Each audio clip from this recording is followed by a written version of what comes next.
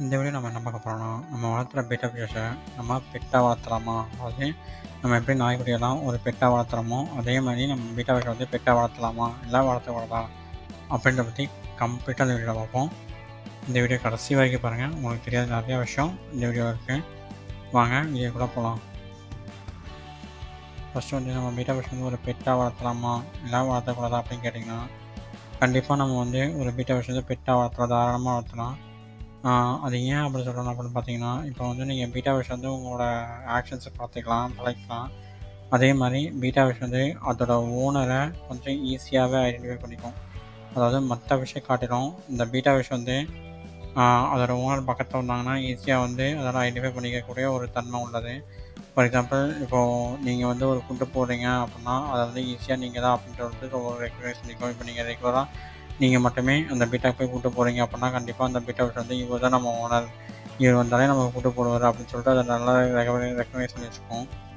அது மட்டும் இல்லாமல், இப்போது நீங்கள் பீட்டா விஷ ஒரு ஆக்ஷனை பண்ணுறதுக்கு நீங்கள் தாராளமாக பழக்கலாம். அதாவது நான் வந்து எப்படி பழக்கம்னு பார்த்தீங்கன்னா, ஃபார் எக்ஸாம்பிள் நான் வந்து சாப்பாடு போடும்போது அந்த ஃபுட்டை வந்து ஒரு குறிப்பிட்ட டிஸ்டன்ஸுக்கு தண்ணிக்கு மேலே வச்சுருவேன்.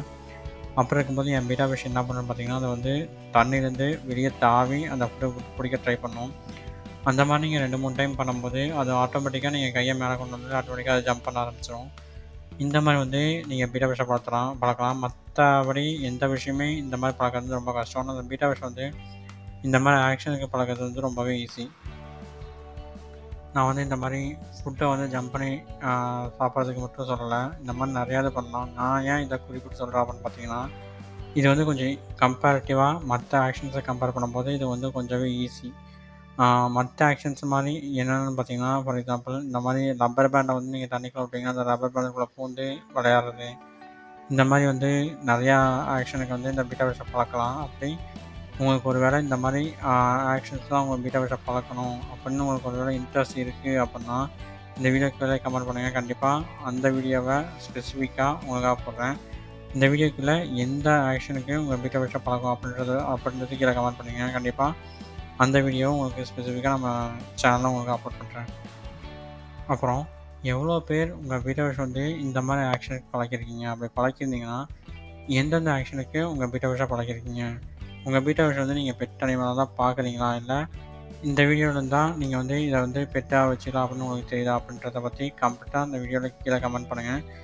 கண்டிப்பா அத பத்தி தெரிஞ்சுக்கிறேன். இந்த வீடியோல ஏதாவது டவுட் இருந்தாலோ, இல்ல இதே மாரி உங்களுக்கு ஏதாவது ஒரு இன்ட்ரெஸ்டிங்கான வீடியோ வேணும் அப்படின்னு உங்களுக்கு தோணுனாலும், கண்டிப்பா இந்த வீடியோ கீழ கமெண்ட் பண்ணுங்க. நம்ம சேனல்ல இன்னும் நெறையா அப்டேட்ஸ் வர வேண்டியது இருக்கு.